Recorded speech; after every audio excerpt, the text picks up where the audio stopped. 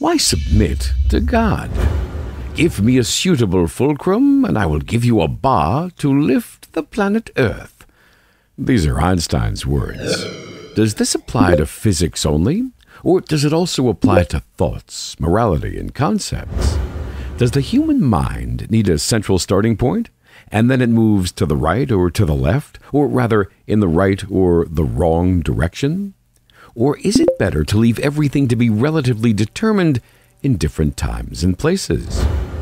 Should the human mind be bound to a divine system which it trusts to be suitable for human life? Does this enhance the role of man's mind, or give it a lower status? Newton's laws apply to quantitative physics, but then they rely on observations and experiments that cannot be altered, such as floating and gravity. To use the human mind in building spaceships and websites is fine, but to use it for reinventing the wheel and rediscovering fire is ridiculous and absurd. The human mind faced a great battle to arrive at a set of rules that operate to improve human life.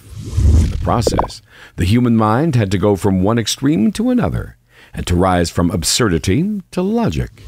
However, at no stage was the human mind absolutely right. When you do not have a point of reference, you cannot be completely certain. History proceeds like sea waves. What appears repugnant and prohibited at some place and time may be appealing and encouraged at others. There may be a difference of only a short distance between one place and another, or a few years between one time and another. Every community considers its law to be the best and most appropriate.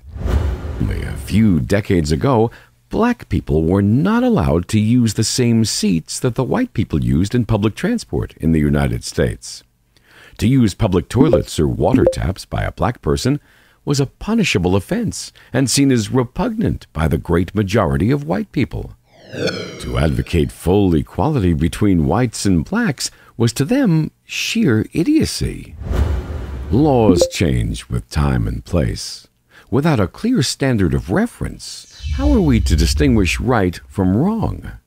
At one stage, the Germans upheld Nietzsche's theory that the extermination of the lower races is acceptable in order to give a better chance for the higher races to survive and prosper. This was upheld by millions of people who considered it logical enough to be implemented. Such concepts were acceptable at certain periods. Not only so, but criticizing them was considered blasphemy. Only a few people thought that there would come a time when such ideas would be seen as absurd. Do we today hold on to ideas that our children will think absurd? Islam establishes that the human mind needs a sound basis, a moral point of reference, a compass pointing out the way. People have millions of compasses.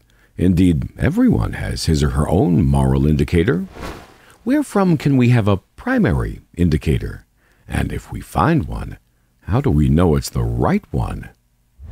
Descartes stated the principle, "I think, therefore I am," which is known as methodological skepticism. His disciples doubted everything, including their minds and their own existence. They should not be blamed, because when there is no central point of reference, how can we be absolutely sure? Islam establishes a complete way of life, based on a sound concept of life and the universe. It's a comprehensive and permanent concept because it's established by God, the creator of man, the universe, and all that exists. Some people today may object to the Islamic way of life, and some may ridicule it as unsuitable for our modern time. This is just as the white masters would have laughed when they were told that the only criterion that distinguishes people is their fear of God. They would have said, "You must be kidding. Is it not a backward religion that equates a monkey climbing a tree and a white Anglo-Saxon person?" They would have said that such a religion was unsuitable for their time. Likewise, the priests who wondered in 520 whether women were animals, Satans, or merely inferior humans would have laughed if they knew that Islam establishes the principle of complete equality of men and women.